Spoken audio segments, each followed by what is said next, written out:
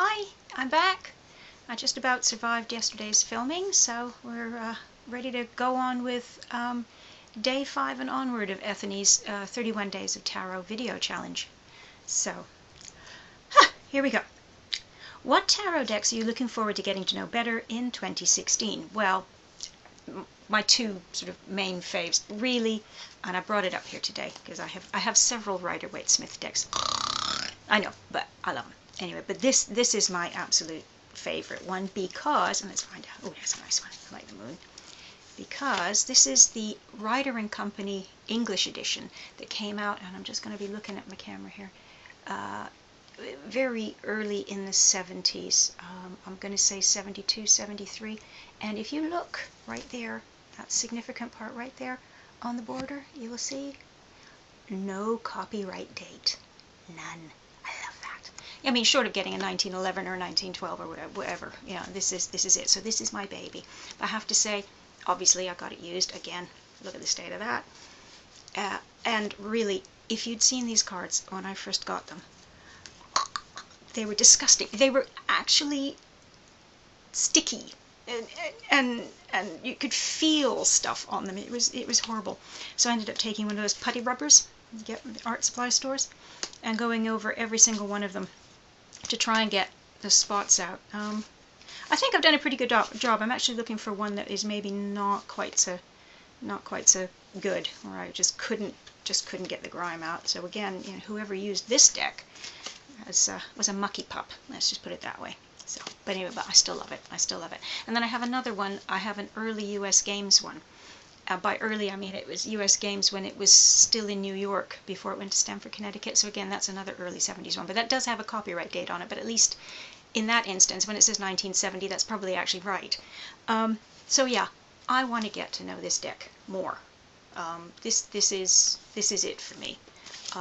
So I'm never going to stop working with this deck. I'm never going to stop wanting to do more with it, wanting to learn more about it. So there is that. That's going to keep me busy.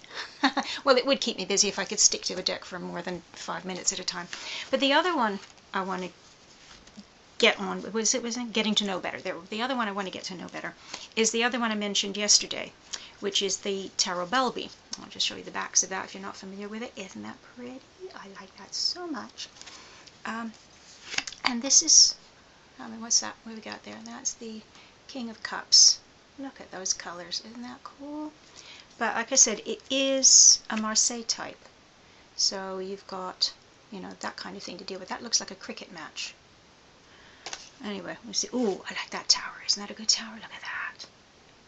Pretty, pretty, pretty, pretty. And I love the colors. Anyway, but I'm really enjoying working with this because it's a challenge, because I have to use intuition and impressions, you know, from those images and what have you. So yes, those are the two I'm going to be working on, yeah, a bit more this year.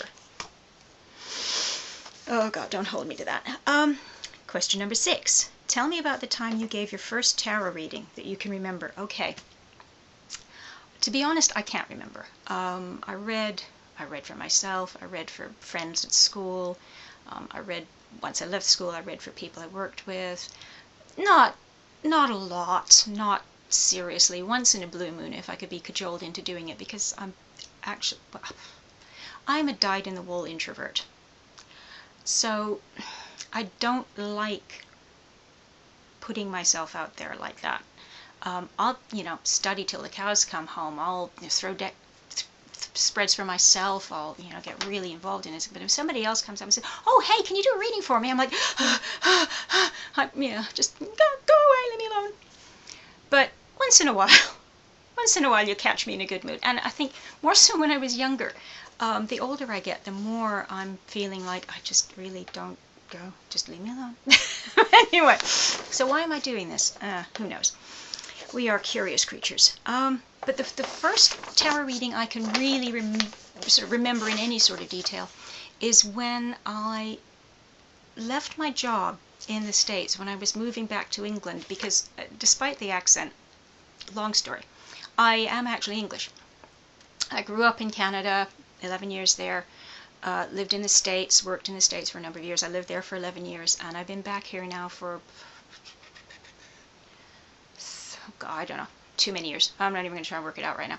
And anyway, so long story short, the girls that I was working with, because I worked in a department store, wanted to take me out for a leaving do. So that was great. So we were all going to go somewhere, and one of them obviously knew that I read cards, and she said, "Oh, why don't you bring your cards along? That'd be fun." And I went, "Yeah, okay."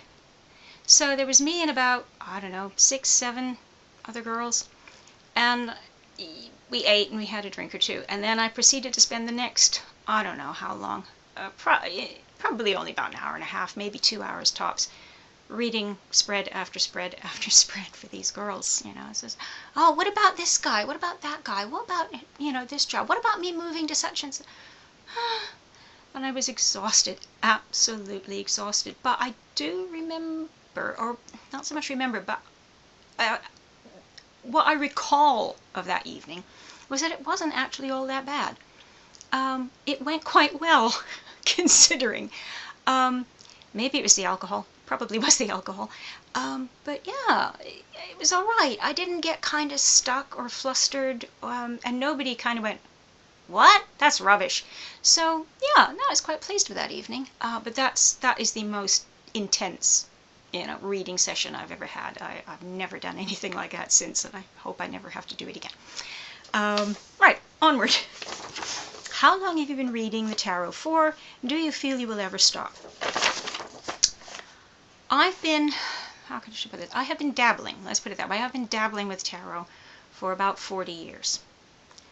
Probably for about the first 10 years quite intensely, in as much as I was study, read everything I could get my hands on, make copious notes, type up notes, retype up notes. I'm one of those.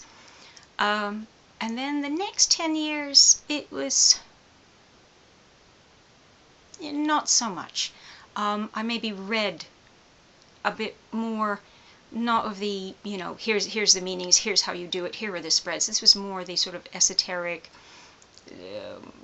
spiritual aspects of it. And this was sort of at a time when it was starting to veer away from the fortune telling that I'd been so attracted to the sort of psychoanalytical, soul development stuff that is very good. It has its place. But it got to a point where it was like, if that wasn't the only reason you were reading tarot, then, what sort of a weird person were you? So anyway, so that was a bit iffy. And then I had sort of like 10 years in the wilderness where I really didn't do tarot at all. I was doing other things. It wasn't like I, had abandoned it or, deliberately not done anything with it.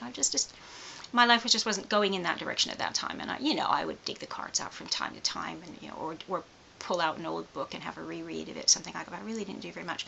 And it's really been about the last 10 years that I've picked up the cards again with the intention of reading and learning everything I can about not just reading tarot cards, but reading cards generally, developing some proficiency in cartomancy.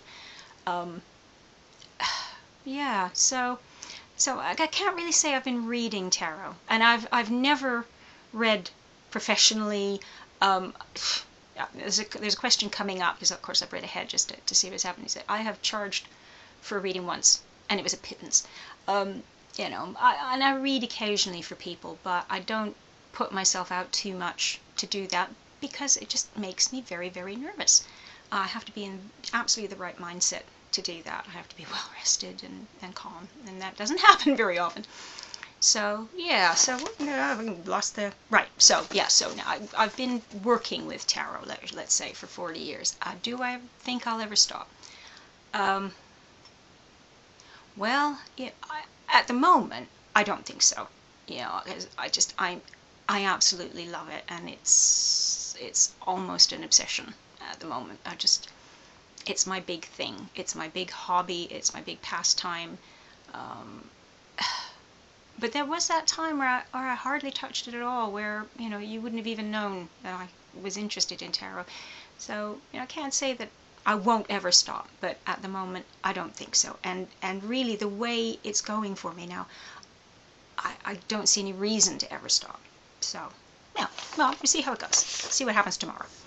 Can I do another question? How are we doing for time here? Oh, I'm up for 10 minutes. Let's see if I can do one more. Number 8. What were the first 3 tarot spreads that you learned? Well, probably the same 3 I'm still using. The Celtic Cross.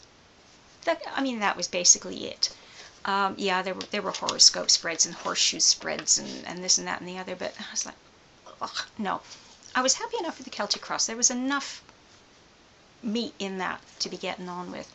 And I'm still working with that one and still tweaking it and still, sort of coming across people who read the position slightly differently or have a different take on it. And I think, oh, that's quite interesting. How does that work with how I'm doing it now? Well, you know what? Yeah, and so I just absolutely adore the Celtic Cross. And the other thing that, obviously popped up early days was a simple 3-card spread. Now that can be a 3-card past, present, future, but somehow, somewhere, luckily, I think, just came across somebody who said, 3 cards, lay them down, read them. What are they telling you? What story are they telling you? And I'm actually sorry that I didn't pursue that a bit more, because that is sort of my bread and butter these days. I'm actually just looking at 3 cards, maybe 5 cards, and just saying, right, okay, what are you telling me? Obviously, in relation to the question. Otherwise, it could be telling you anything. But if you bring it back to the question and just work with the images and what you know about the cards and their core meanings and what have you, I think that's just probably one of the best spreads going. And then I am referring to notes here because, I'm old, the memory's going. No, really, basically that was it. I don't think, there weren't really 3 spreads.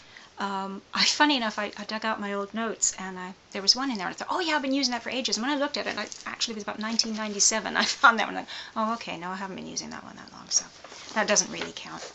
I think I am going to stop there. I'm going to stop there before I get myself in a tizwaz like yesterday. Hopefully you didn't notice too much. And we'll come back to this from question number 9 tomorrow or maybe the next day. Okay. Oh, and I apologize for the light. It's been absolutely horrible weather-wise here. If you live in the east of England, then you know the kind of day we've been having. It's actually not too bad, relatively speaking, right now, but it was pitch black earlier and pouring with rain. So I hope it's a lot nicer where you are, and I'll see you soon. Take care.